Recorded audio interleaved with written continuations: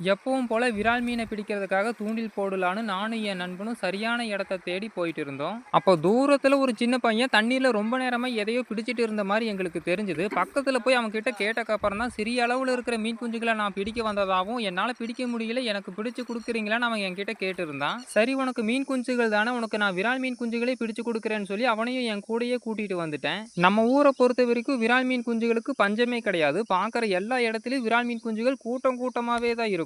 விரால் மீன் குஞ்சுகளை பொறுத்த வரைக்கும் சரியான அளவுல நீங்க பிடிக்கலைன்னா அதை கண்டிப்பா உங்களால வளர்த்த முடியாது. அதனால பிடிக்கும்போது சரியான அளவுல இருக்குதான்னு பார்த்து கரெக்டா பிடிக்கணும். ஒரு வழியா விரால் மீன் குஞ்சுகள் இருக்கிற இடத்த நம்ம கண்டுபிடிச்சிட்டோம். அது சரியான அளவுல தான் இருக்குதான்னு உறுதி செஞ்சுட்டு அந்த சின்ன பையனுக்கு அதை பிடிச்சு கொடுக்கலாம் வாங்க.